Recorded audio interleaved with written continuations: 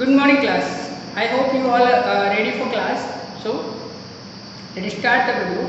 But students, before starting the video, I will request to you, please, if you like the video, please subscribe the channel. If you don't like videos, so forget it. But you check the description box. In the description, you can find your all kind of videos, all kind of playlist related to your class. So let's start the video.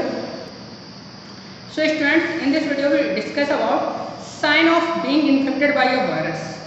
In the previous video we discuss about many things like how to spread a virus, how to detect a virus, like that. In the video we discuss about this. So यहाँ पर हम ये सीखेंगे कि वो कौन कौन से साइन है जिसे देख करके आप ये पता कर सकते हो कि आपका कंप्यूटर किसी वायरस से इन्फेक्टेड है। योर कंप्यूटर में show some of the following symptoms if it is affected by a virus. Your computer start meaning more slowly than the does usually, यानी कि रोज के हिसाब से आपका कंप्यूटर काफ़ी धीमा स्लो ऑन होता है। Next one is your computer keep crashing, यानी कि एंड में भी रीस्टार्टिंग, यानी कि आपका कंप्यूटर क्या होगा कि अपने आप रीस्टार्ट होने लगेगा, चालू होते होते बंद हो जाएगा, चलते चलते बंद हो जाएगा, इस तरीके के काम करने लगेगा। एप्लीकेशन प्रोग्राम स्टार्ट बिहेविंग ओडली और मे क्लोज डाउन सडनली, यानी कि क्या होगा कि काम करते करते आपके सॉफ्टवेयर जो है अपने आप बंद हो जाया करेंगे।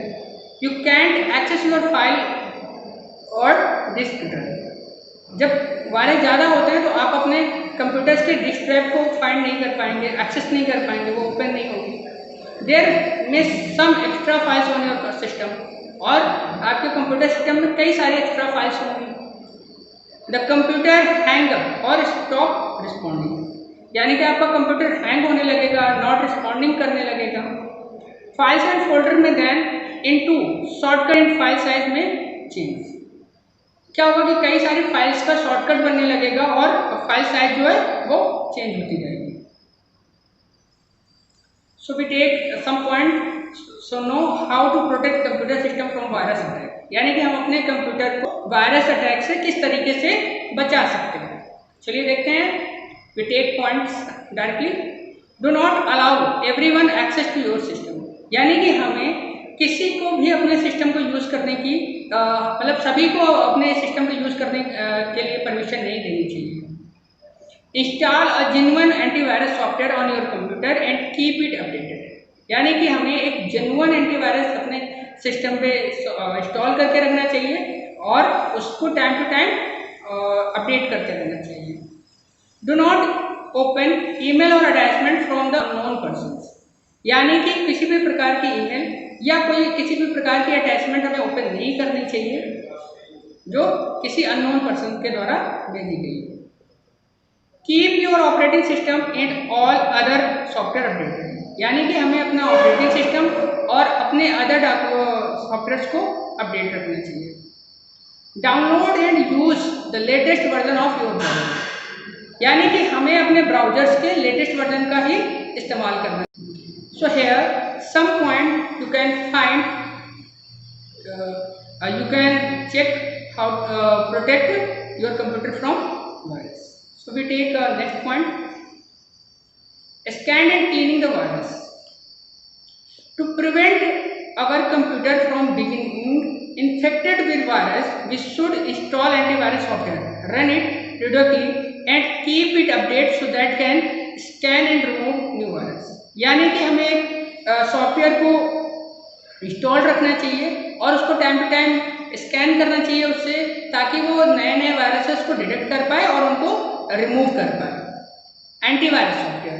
अब यहाँ पर हम एंटीवायरस सॉफ्टवेयर क्या होते हैं? एंटीवायरस सॉफ्टवेयर यानी कि एक ऐसे सॉफ्टवेयर जो किसी भी प्रकार के वायरस को डिटेक्ट कर लेते हैं, उनको आपके कंप्यूटर में एंटर होने से रोक लेते हैं और उनको डिलीट कर देते हैं। यहाँ पर आप लिस्ट में कुछ एंटीवायरस जो देख रहे हैं जो थोड़े जेन्युइन है, उनकी लिस्ट यहाँ पर है, जैसे कि अवास्ट, मैकफ्री, अवेरा, एनवेजी, ईस्ट, ये कई सारे, Quick Heal, total security, Microsoft security, ये कुछ जो है वो आपके एंटीवायरस हैं। इनके अलावा भी कई सारे एंटीवायरस आते हैं।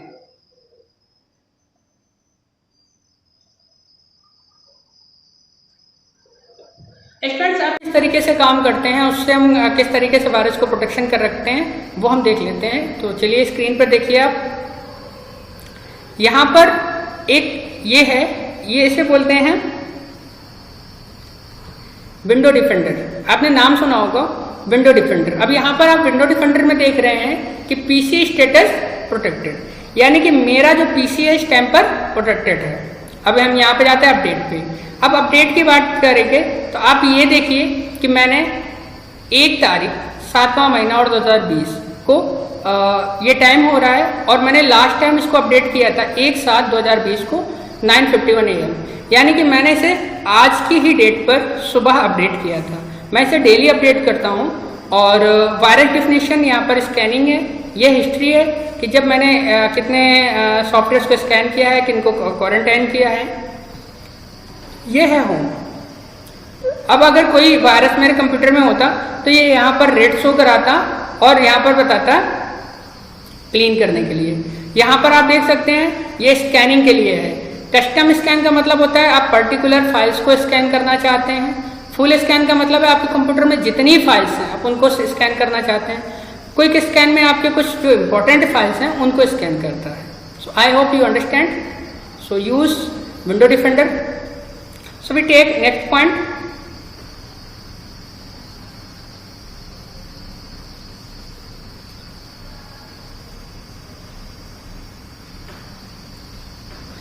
So students, here is the your quick bite. I request to all of you, please solve all quick bites in your computer. Sorry, in your HW copy. So we go to and take the next point. So next session is session 5, removing temporary files. अब temporary files क्या होती हैं? जब भी हम किसी computer system पे काम करते हैं तो कई तरीके की फालतू की फाइल्स हमारे कंप्यूटर में ऑटोमेटिक क्रिएट होती रहती हैं। इन्हीं को हम टेम्परेरी फाइल्स कहते हैं। अब यहाँ पर देखिए ये लिखा है डिलीटिंग टेम्परेरी फाइल्स। तो यहाँ पर ये डिस्क क्लीनअप है। अभी हमने पिछली वीडियो में ये देखा था कि हम अपनी डिस्क क्लीनअप कैसे करते हैं। हम पहले अपने डिस्क में जाते हैं, राइट क्लिक करके प्रॉपर्टीज पे जाते हैं और प्रॉपर्टीज पे जाने के बाद हमें कुछ इस तरीके का डिस्क क्लीनअप का ऑप्शन आता है। डिस्क क्लीनअप पे क्लिक करते हैं, वो एक पॉपअप विंडो ओपन करता है जहां पर हम ये देखते हैं कि हमें कौन सी फाइल डिलीट करनी है। हम उन फाइल्स को सिलेक्ट करते हैं जिन्हें हमें डिलीट करना है और उसके बाद उनको हम डिलीट कर देते हैं।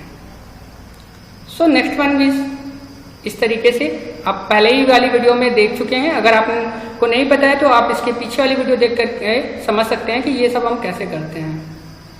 लिखा है deleting file from temp folder. अब ये देखिए मैंने ये टेम्प फोल्डर विंडो आर करके भी इसको डिलीट करना दिखा दिया था। मैं एक बार फिर से दिखा देता हूँ। आई होप कि मेरे फोन में लैपटॉप में कुछ टेम्परेरी फाइल्स हों करंट टाइम पे। विंडो के साथ आर प्रेस करते हैं और यहाँ पर इंटर कर देते हैं। ये देखिए ये कुछ टेम्परेरी फाइल्स हैं मेरे पास। मैंने इनको ऑलरेडी डिलीट कर दिया था। अब फिर से हम विंडो आर करते हैं। अब यहाँ पर हम क्या करते हैं परसेंटाइल का यूज करते हैं, परसेंटाइल, और ये देखिए टेम्प लिख के आ गया और फिर परसेंटाइल। ये दूसरी टेम्परेरी फाइल्स हैं, इनको हम ओके कर देते हैं। अब जब हम इसे ओपन करेंगे तो ये देखिए कई सारी टेम्परेरी फाइल्स हमारी आ गई हैं। एक तो हम केवल टेम्प से डिलीट कर सकते हैं और एक इस तरीके से डिलीट कर सकते हैं। तो हम कंट्रोल ए के साथ इसको सिलेक्ट कर लेंगे और शिफ्ट के साथ इसे डिलीट कर देंगे। ये देखिए यहाँ पर डिलीट हो रही है।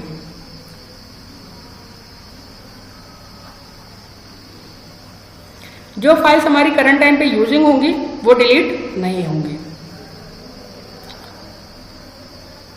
हम इसको स्किप कर देते हैं। एक तरीके से और हम अपनी टेम्परेरी फाइल्स को डिलीट करते हैं। सेम प्रोसीजर है। विंडो आर को प्रेस करते हैं। अब यहाँ पर विंडो आर ये परसेंटाइल टी वाला को नहीं हम लोग करते हैं। यहाँ पे लिख देंगे PREFETCH प्रीफिक्स। अब इसको ओके कर लेते हैं। अब यहाँ पर देखिए कि जैसे हमने ये यहाँ पर कंटिन्यू का एक्सेस मांगेगा और जैसे ही परमिशन देते हैं तो ये यहाँ पर देखिए हमें कई सारी टेम्परेरी फाइल्स को ओपन करके देगा। हम कंट्रोल ए के साथ इनको सिलेक्ट कर लेते हैं और शिफ्ट के साथ इनको डिलीट कर देते हैं। ये हो गई हमारी सारी फाइल्स डिलीटेड। ये डिलीट हो गई। So we take a next point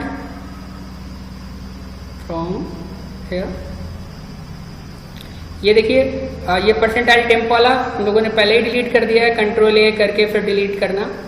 removing spam email account. अब इसके लिए हम कैसे इसको रिमूव करते हैं, तो यहाँ पर देखिए एक तो पहली बात आपको पूरा प्रोसीजर दिया गया है। हम चलते हैं अपने ईमेल्स पे और देख लेते हैं कि किस तरीके से हम इसको रिमूव करते हैं।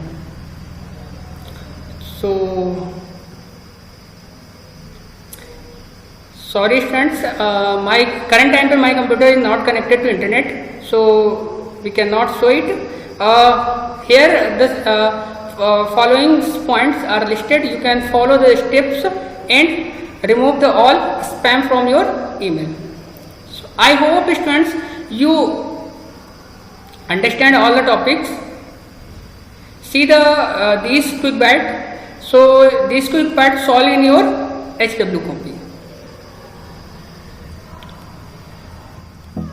So students, your chapter 3 is finished. I hope you like the video. You understand all the topics. So we take next chapter into the next video. So thank you.